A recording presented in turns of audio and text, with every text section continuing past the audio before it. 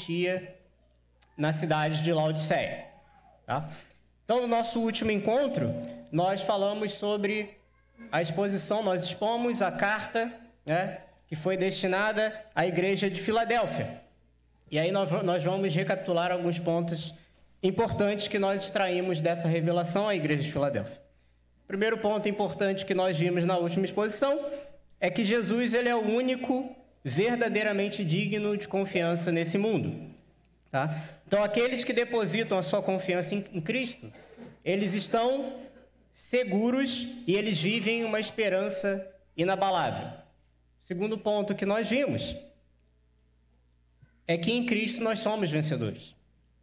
Então, nenhuma conquista, nenhum sucesso nesse mundo, ele se compara ao que Cristo tem preparado para aqueles que são verdadeiramente filhos de Deus. E o terceiro ponto é que Jesus ele é a nossa firmeza e a nossa estabilidade em um mundo que é cada vez mais instável, quebrado e caído. Então, esses três pontos nós extraímos da última exposição que nós fizemos, e esses pontos eles serão importantes para a exposição que nós faremos hoje sobre a igreja que está na cidade de Laodiceia. Então, para que a gente possa de fato entrar nessa revelação, eu vou pedir para os irmãos abrirem a Bíblia de vocês, lá em Apocalipse 3, para que nós possamos ler dos versículos 14 ao 22. Apocalipse 3, versículos 14 ao 22.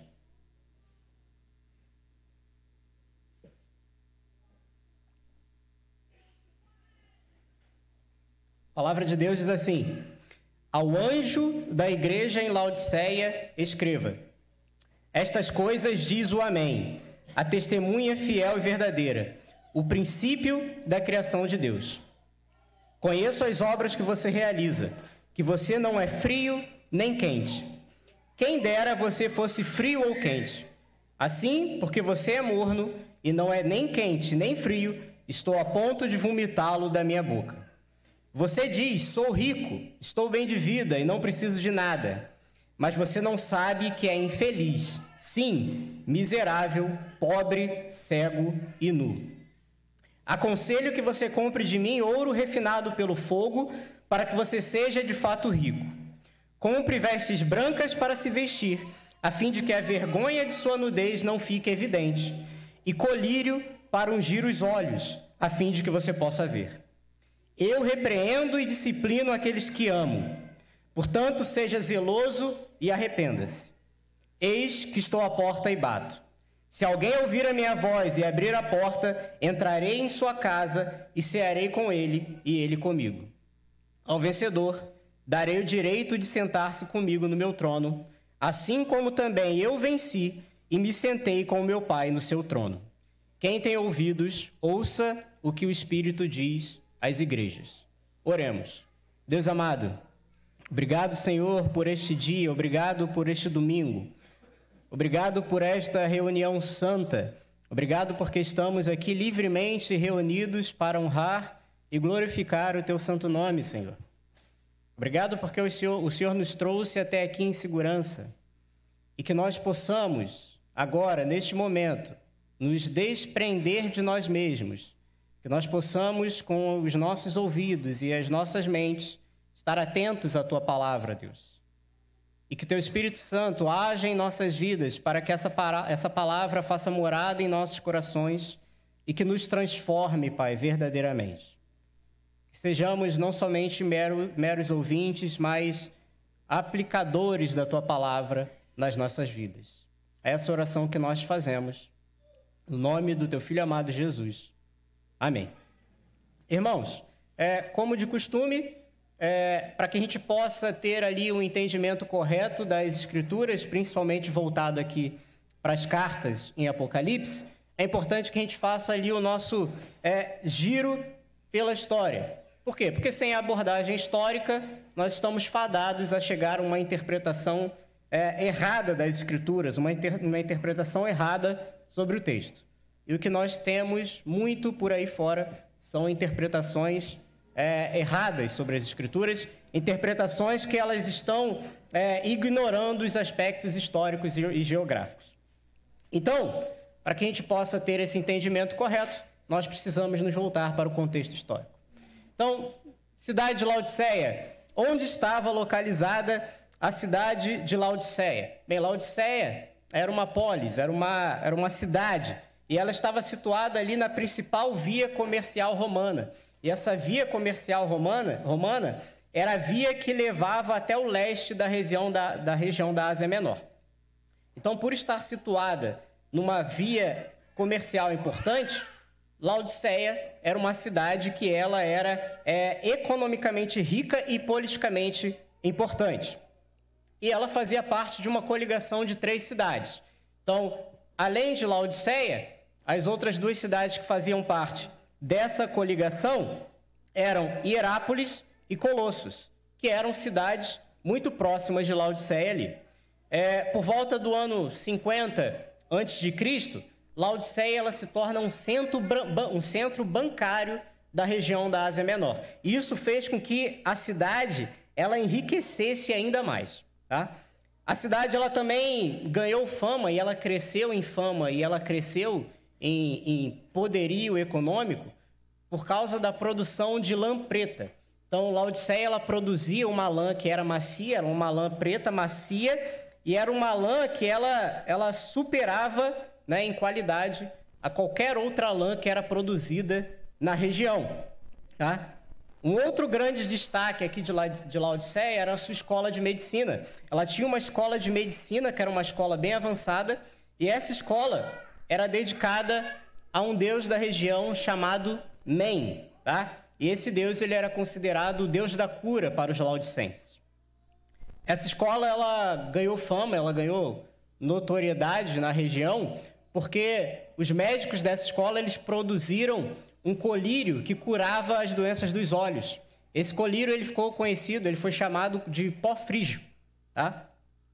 Mas Laodiceia não eram só qualidades, por assim dizer. Ela também tinha muitos problemas. Tá? Um desses problemas é que ela estava situada numa região propensa a terremotos, da mesma forma que Filadélfia, como nós vimos na última exposição.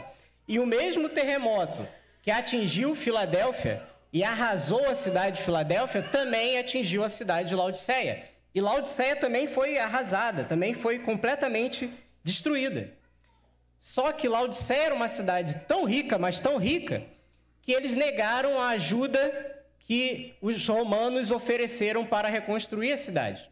Os laodicenses eram tão ricos que eles negam a ajuda financeira de Roma e eles mesmos reconstroem a cidade e reconstroem essa cidade de uma forma mais majestosa do que ela era anteriormente.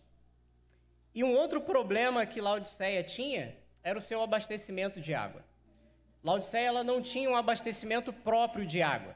Ela precisava canalizar água de uma outra área da região, que ficava a aproximadamente ali 10 quilômetros de distância, através de um aqueduto. Só que esse aqueduto deixava a cidade vulnerável, tanto a ataques inimigos, quanto também às questões de mudanças climáticas. Tá? Outro ponto importante sobre Laodiceia era a sua religião. Então, ali em Laodiceia, você tinha um sincretismo religioso muito forte entre os deuses romanos e os deuses locais da região da Ásia Menor. Mas os principais deuses que eram adorados ali era o deus Men, que nós já falamos, que era o deus da cura. Zeus era um dos principais deuses também, e Apolo. Tá? Inclusive, o templo que ele era dedicado ao deus Men, ele se torna um centro da expressão religiosa de toda a religião da Ásia Menor ali, e esse templo está situado em Laodiceia. Um outro fato importante sobre a religiosidade da cidade era a presença judaica na região. Laodiceia tinha uma presença forte de judeus da região, então o judaísmo ele era muito forte naquela cidade e boa parte das famílias ricas de Laodiceia eram compostas por judeus. Só que aí os historiadores eles acreditam que aqui em Laodiceia o judaísmo ele se acomodou ao paganismo de uma forma que eles acabaram se tornando diluídos, né, entre os moradores da região. E isso explicaria o fato de que nessa carta você não encontra nenhum relato de rivalidade entre judeus e cristãos.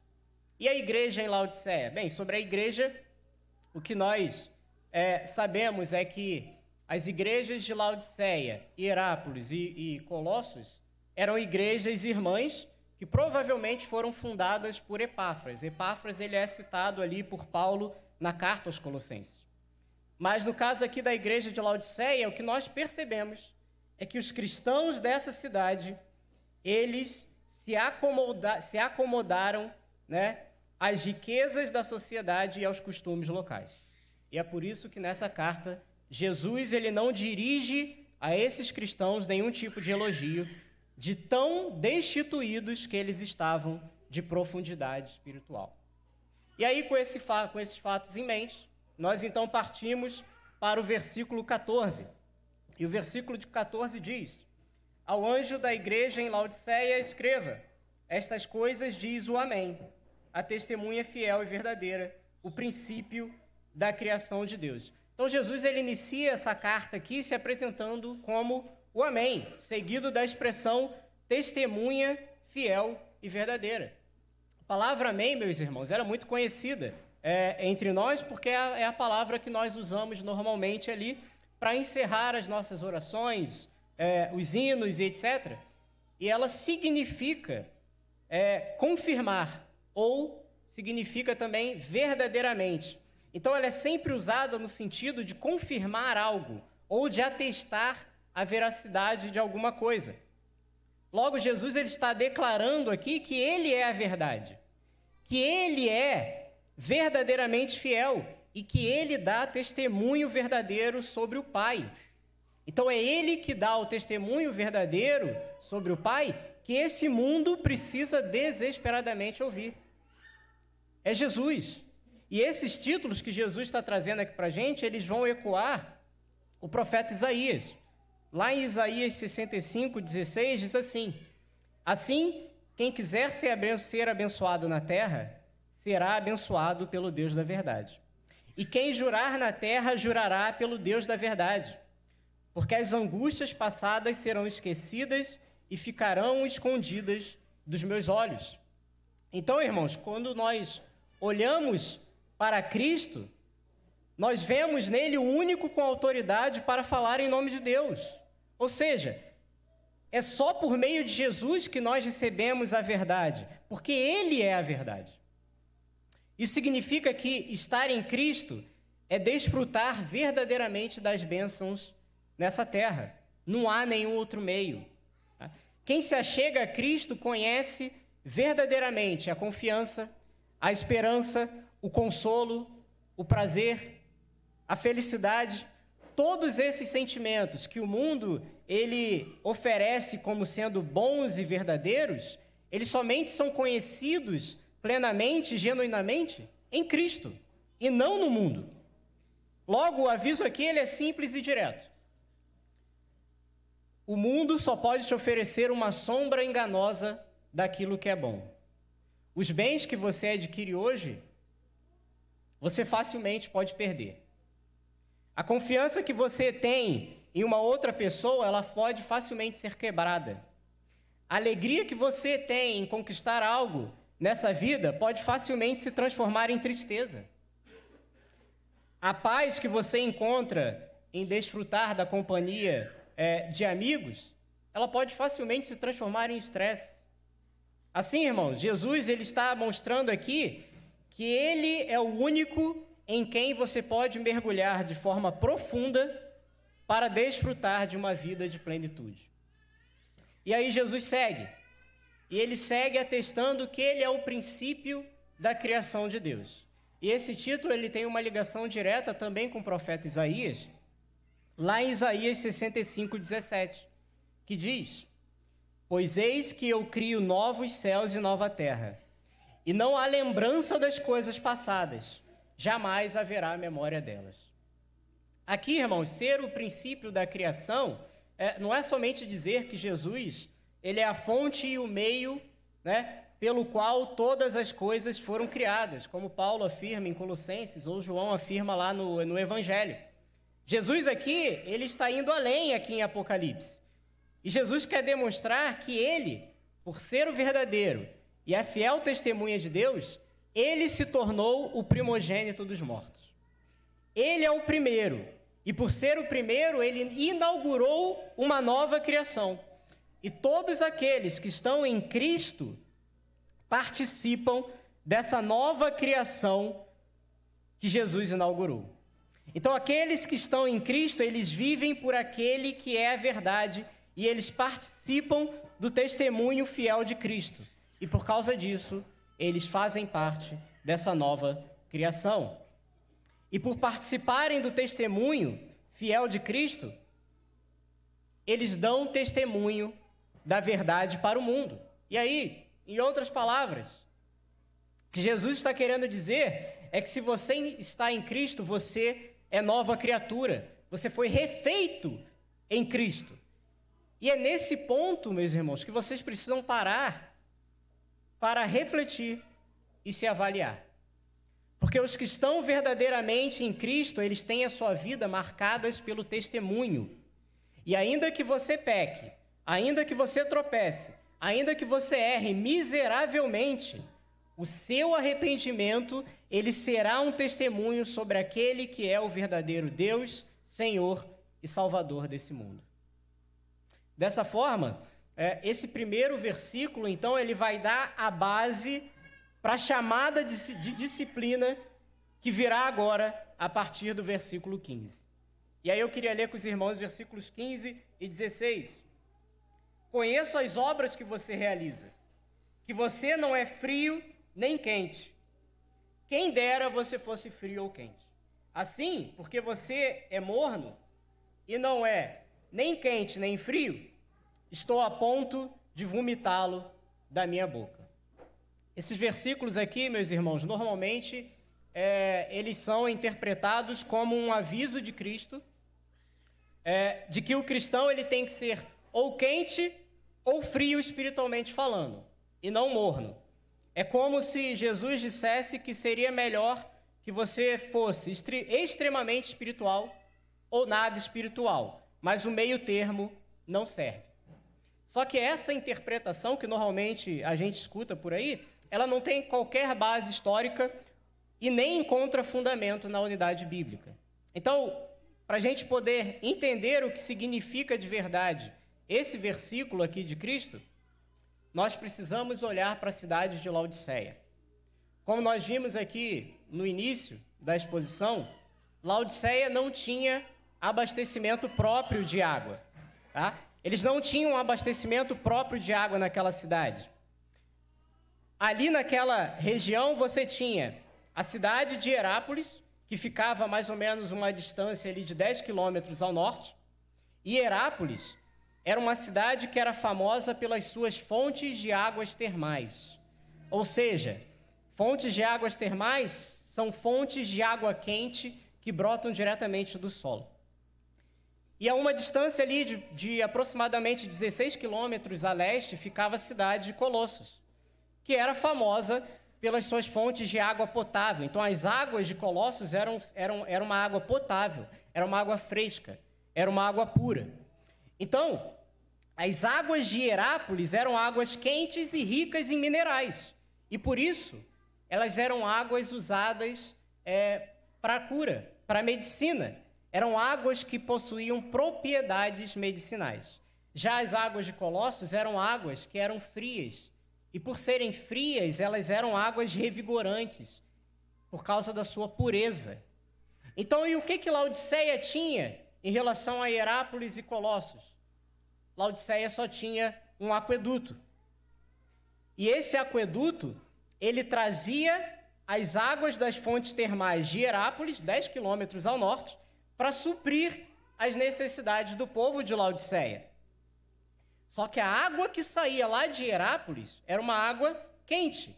E ela vinha pelo aqueduto até Laodiceia. E ela caminhava ali 10 quilômetros ao longo desse aqueduto, passando por esse aqueduto. E ela não tinha tempo suficiente para que ela pudesse esfriar. Então, quando essa água de Herápolis chegava em Laodiceia, ela chegava morna. E essa água morna, ela era uma água carregada de minerais e isso tornava a água imprópria para o consumo. Então Jesus, meus irmãos, ele está afirmando aqui que a igreja em Laodiceia, ela é semelhante ao abastecimento de água da cidade. E por quê? Porque os cristãos de Laodiceia, eles não são frios como as águas de Colossos, porque se eles fossem frios, o ministério deles seria um ministério revigorante e vivificante, tal qual as águas de Colossos. E eles também não são quentes, como as águas de Herápolis, porque se eles fossem quentes, o ministério deles teria capacidade de produzir cura espiritual. Logo, as obras da igreja de Laodiceia são obras estéreis, são obras inúteis. Eles são mornos porque a sua esterilidade espiritual produz obras inúteis perante a sociedade. E aqui nós voltamos ao tema do testemunho que Jesus ele inicia nos versículos anteriores que nós lemos. Por quê? Porque essa igreja morna, ela se adequou de tal forma ao mundo que a cercava, que o testemunho dela era um testemunho vão. Quem era Cristo no meio daqueles deuses pagãos? Quem era a igreja do Senhor no meio daqueles fiéis ímpios e sacerdotes ímpios? Quem era a esperança da igreja de Laodiceia? Era César ou era Cristo? Estava tudo misturado, estava tudo diluído. E não foi para isso que Deus chamou e deu vida à sua igreja. Não foi para viver dessa forma. E aí, meus irmãos, a gente precisa lembrar do que está escrito lá em Mateus capítulo 5, versículo 16. Assim brilhe também a luz de vocês diante dos outros, para que vejam as boas obras que vocês fazem e glorifiquem o Pai de vocês que está nos céus. É assim que nós precisamos viver, meus irmãos. Porque Deus, Ele te chama para que você seja quente. E através de você, a luz de Cristo brilhe. E assim, haja cura espiritual dentro e fora da igreja. E Deus, Ele também te chama para que você seja frio. E aí, através de você, a luz de Cristo brilhe e você seja uma fonte de vida, conforto, vigor, ânimo e força espiritual para todos que estão ao seu redor.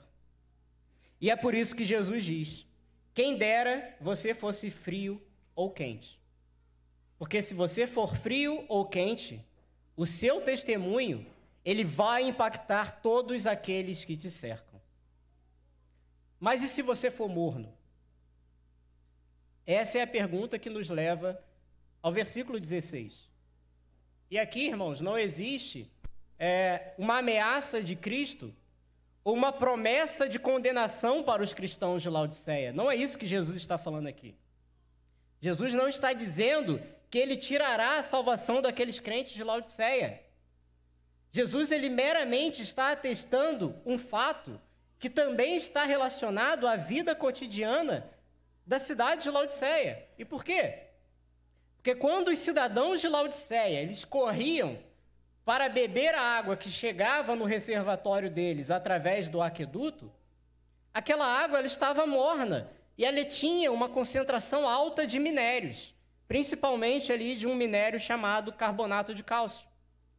E aí quem pegava essa água do jeito que ela chegava e ele a tomava, imediatamente ele sentia náuseas e vomitava.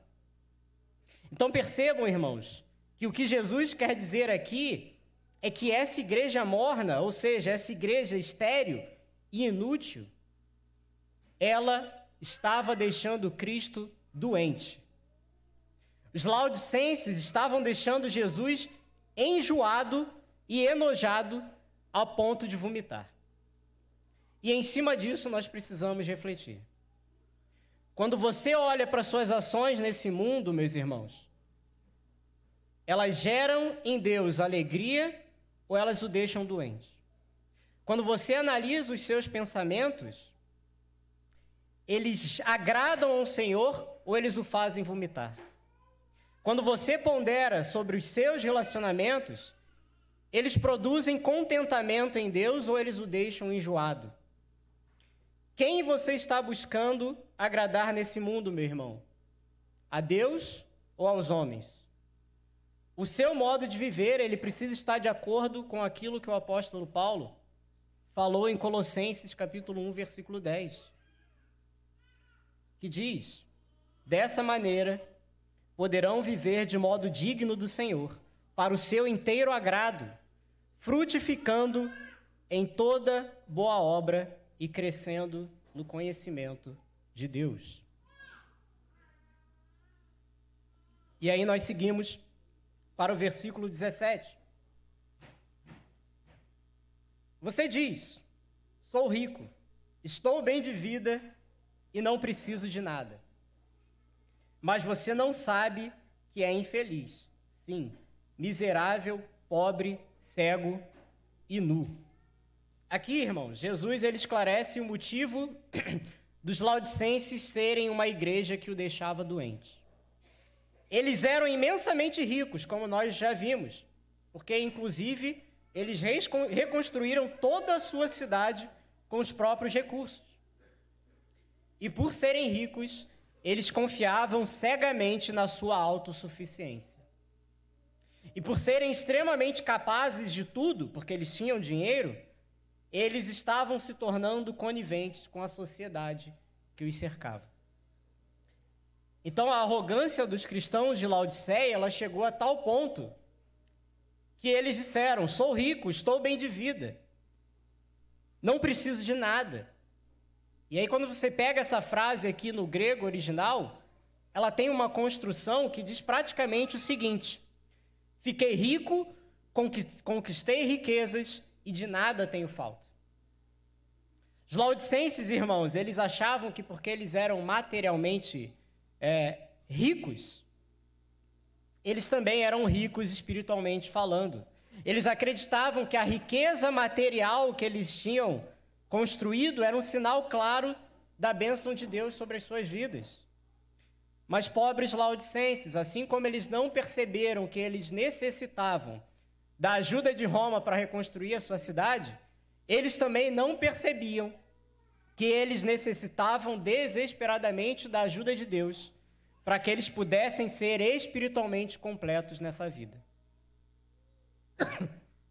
Além de pobres, Jesus declara que eles são cegos, que as suas vidas espirituais,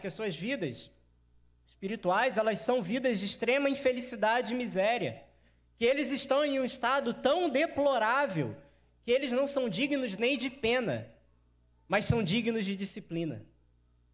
E esse estado da igreja de Laodiceia certamente representa muitas igrejas na nossa sociedade hoje. Mas a pergunta principal é: será que esse estado miserável é o seu estado atual como crente? No que você tem se agarrado, meu irmão, que faz você pensar que você é autossuficiente na sua jornada cristã? Em que você tanto confia nessa vida que faz você pensar erroneamente de que de nada você tem falta? Será que você ficou tão cego ao ponto de se esquecer do Salmo 23:1? O Senhor é meu pastor, nada me faltará? Nós precisamos nos voltar sempre para a palavra de Deus e entender de uma vez por todas que sem Cristo nós não somos capazes de nada. Por isso, Jesus ele está te chamando para que você abandone a sua suposta independência e a sua autossuficiência e para que você volte-se humildemente a depender totalmente de Cristo. E aí nós avançamos para o versículo 18. E aqui, Jesus declara o que esses crentes precisam fazer para abandonar a sua autossuficiência. Aconselho que você compre de mim ouro refinado pelo fogo, para que você seja de fato rico. Compre vestes brancas para se vestir, a fim de que a vergonha de sua nudez não fique evidente. E colírio para ungir os olhos, a fim de que você possa ver. Irmãos, comprar ouro refinado ou comprar ouro de Cristo, aquele ouro refinado, significa que, em vez de se esbanjarem em riquezas materiais, em vez de irem nas lojas daquela rica cidade e adquirirem cada vez mais produtos de mercadores terrenos, o que Jesus está aconselhando esses cristãos a fazerem é: venham a mim e adquiram a verdadeira riqueza, que é a riqueza espiritual. E aí a ideia de ouro refinado pelo fogo, ela já é um conceito conhecido do mundo antigo. E aí nós vemos essa ideia bem explícita lá em Zacarias, capítulo 13, versículo 9, que diz: farei essa terça parte passar pelo fogo, e a purificarei como se purifica a prata, e a provarei como se prova o ouro. Eles invocarão o meu nome e eu os atenderei. Direi: vocês são o meu povo. E eles responderão: o Senhor é o nosso Deus. Ou seja, Jesus está deixando claro que a vida mansa, a vida tranquila, a vida acomodada às riquezas que esses crentes de Laodiceia estavam vivendo, era isso que estava fazendo com que eles fossem verdadeiramente pobres. E aí aqui nós temos um contraste com a igreja de Esmirna, por exemplo. A igreja de Esmirna era uma igreja pobre e ela enfrentava dura perseguição. Só que essa pobreza material e essa perseguição, elas refinaram os cristãos de Esmirna e fizeram aquela igreja rica espiritualmente. E aí, meus irmãos, isso não significa que nós hoje devemos ser perseguidos para que nós sejamos espiritualmente ricos. Mas significa que nós precisamos abrir mão de tudo aquilo que nos aprisiona, de tudo aquilo que aprisiona o nosso coração e nos impede de experimentar a verdadeira vontade de Deus. Então nós precisamos abrir mão das coisas que aprisionam o nosso coração, ainda que isso resulte em sofrimento. Esse é o primeiro conselho de Cristo.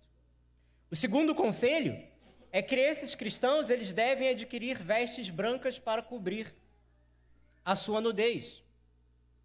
Cristo aqui, irmãos, então, ele está atacando diretamente a produção de lã preta da cidade.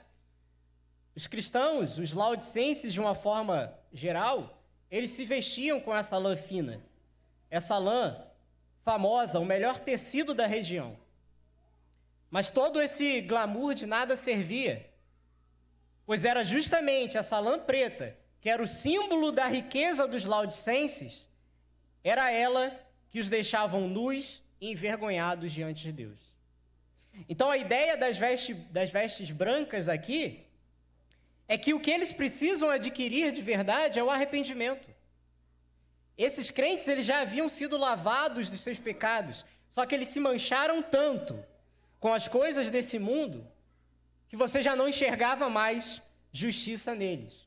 O que você via naqueles crentes era imundícia. Então eles precisavam se arrepender e eles precisavam fazer isso sem demora. E a terceira solução é que eles deveriam adquirir o colírio de Cristo para que eles deixassem de ser cegos. E aqui é um outro ataque de Cristo à cidade de Laodiceia, e esse ataque é voltado especificamente ao colírio milagroso que os médicos de Laodiceia haviam desenvolvido. Esse colírio milagroso, ele curava diversas doenças dos olhos. E aí, em outras palavras, o que Jesus está dizendo é o seguinte: o colírio para os olhos que vocês desenvolveram é o orgulho da medicina de vocês.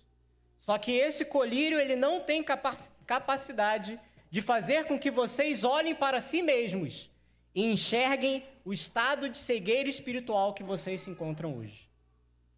E aqui, esse é o ponto principal do versículo, irmãos. Você pode ter todas as coisas que você sempre quis ter nesse mundo, mas se elas substituírem Cristo no seu coração, então você é miserável. Você pode se vestir com as melhores roupas que existem nessa terra, mas se elas substituírem Cristo como seu orgulho, então você está nu. E você pode conquistar toda a sabedoria que existe nesse mundo. Mas se elas substituírem Cristo como libertador da sua mente, então você está cego. O que nós precisamos entender em cima dessa passagem é que Jesus é a única e verdadeira cura espiritual. E aí nós chegamos no versículo 19.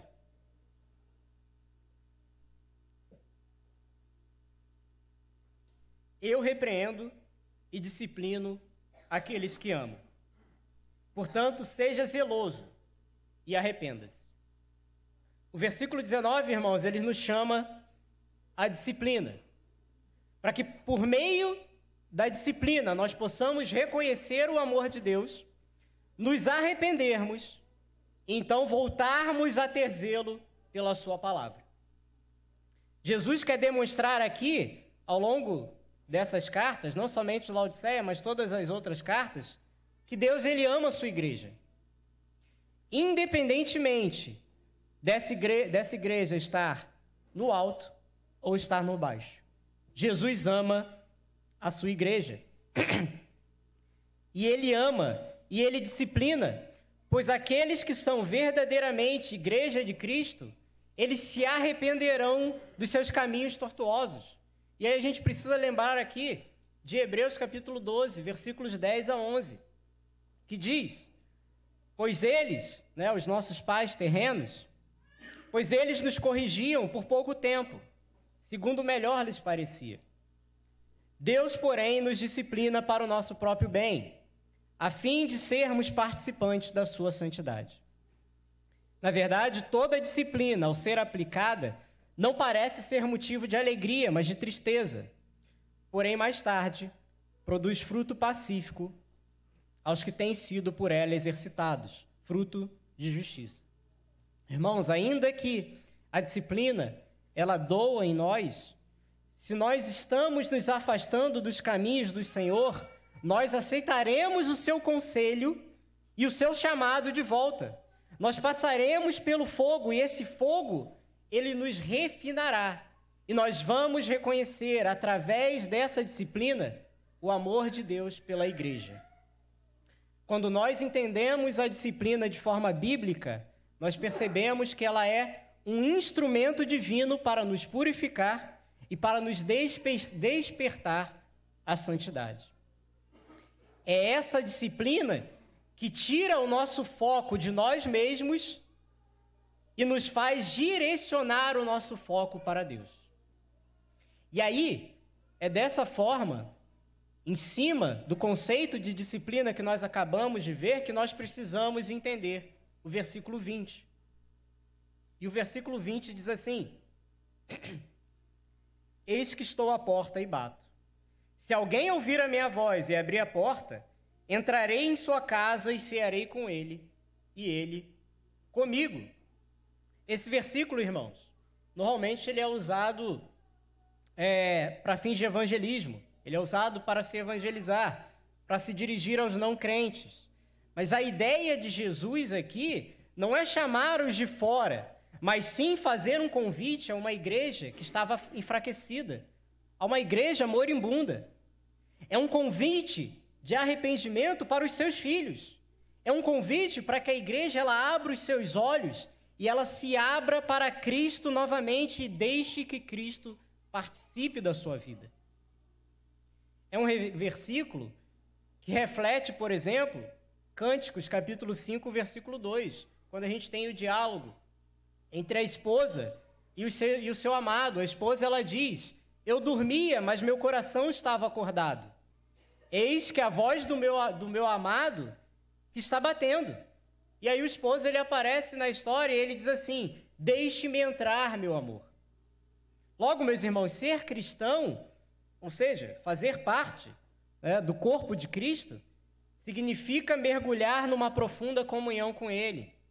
E essa comunhão, ela se dá única e exclusivamente através da intimidade com a palavra de Deus. Se você se afasta da palavra, assim como os laodicenses fizeram, você precisa da disciplina da palavra para abrir os seus olhos. você precisa da disciplina da palavra para abrir a porta para a comunhão com Cristo. Jesus, então, aqui, ele está te desafiando através desse versículo 20, dizendo: não permita que esse mundo te distancie da comunhão comigo. Assim, se você está distante, abra a porta. Compartilhe a refeição com Cristo. E aí aqui existe um significado profundo por trás do cear com Cristo, de compartilhar uma refeição com Cristo. Porque lá no Antigo Oriente, compartilhar uma refeição significava compartilhar a vida. Quando as pessoas elas brigavam naquela época, o caminho para a reconciliação entre eles que estavam brigados era o convite para uma refeição. Então, irmãos, Jesus ele está aqui te fazendo a seguinte pergunta: por que você está compartilhando a sua vida com o mundo e não comigo, já que você pertence a mim? Esse é o convite de Jesus para a igreja doente de Laodiceia, e esse é o convite de Jesus para todo cristão que hoje está vivendo uma vida de cegueira espiritual. Portanto, abra os seus olhos e sente-se à mesa novamente com Cristo. Chegamos, então, finalmente aos últimos 2 versículos, que encerra a carta à igreja de Laodiceia. E eles dizem assim, versículos 21 e 22. Ao vencedor darei o direito de sentar-se comigo no meu trono, assim como também eu venci e me sentei com o meu Pai no seu trono. Quem tem ouvidos, ouça o que o Espírito diz às igrejas. Irmãos, todos aqueles que se arrependem dos seus pecados são verdadeiros cristãos, ou seja, eles são o povo eleito de Deus. Eles são os vencedores em Cristo. Lucas, no capítulo 22, versículos 28 a 30, vai trazer essa promessa aqui. A mesma promessa que Jesus está fazendo aqui nos versículos 21 e 22, Lucas também já trazia para a gente. Vocês são os que têm permanecido comigo nas minhas tentações, e eu confio a vocês um reino assim como meu Pai confiou a mim, para que comam e bebam à minha mesa no meu reino. E vocês se assentarão em tronos para julgar as 12 tribos de Israel. Irmãos, essa promessa, ela é a promessa de que todo aquele que crê e vive em comunhão com Cristo, compartilhará a glória do Senhor na eternidade. O vencedor, ele não apenas vai se sentar em um trono, mas ele vai compartilhar o trono de Cristo.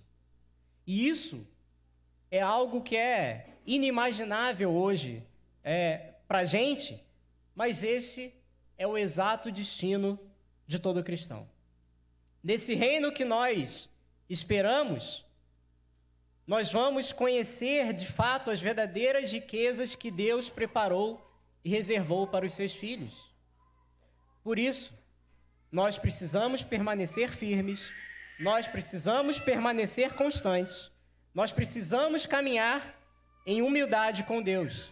Então Deus ele está te chamando e Ele está te orientando para que você aceite a advertência do Espírito, para que você sirva a Deus com o seu melhor. Então não faça de Deus apenas mais um ídolo na sua lista ali de imensas prioridades. O que Jesus está falando aqui é que você precisa que o Senhor seja o único que dirige a sua vida. Então entregue-se verdadeiramente a Ele. Oremos. Deus amado, obrigado, Senhor, por este momento de exposição da Tua Palavra. Obrigado porque a Tua Palavra está sendo derramada sobre essa igreja, Pai. Que de fato nos apresentemos a Ti de forma humilde, Deus, para que possamos receber as riquezas de fato que o Senhor tem preparado para nós, Senhor. Que nós possamos nos arrepender dos nossos pecados, que nós possamos acordar dormência espiritual, Senhor. Que possamos ser quente para que através de nós cura espiritual possa acontecer neste mundo. Que nós possamos ser frios para que através das nossas vidas, através do nosso testemunho, através da pregação do Teu Evangelho pelas nossas bocas, que as pessoas possam encontrar conforto, ânimo e vigor espiritual, Senhor. E que se nós estamos hoje mornos, Pai, diante de Ti, que possamos nos arrepender, que possamos, de fato, sermos testemunhas neste mundo de que o Senhor é Senhor, Salvador, e que o Senhor é soberano sobre todas as coisas. Que possamos nos apresentar diante de Ti como verdadeiros servos Seus, Pai. Que possamos ter humildade nos nossos corações para aprender, para refletir, para sermos transformados e edificados pelo Teu Espírito. E que possamos, Deus, como igreja, viver em comunhão, cuidar uns dos outros, aguardando ansiosamente pelo Teu retorno, porque Tu virás e buscarás a Tua igreja, Senhor Deus. E nós ansiamos por esse momento, Pai, mas enquanto estamos aqui, que possamos agir como igreja fiel, como igreja que dá testemunho daquele que é a verdade, daquele que é a testemunha fiel de Deus, Teu Filho amado, Jesus Cristo. Essa oração que nós te fazemos, no nome de Jesus. Amém.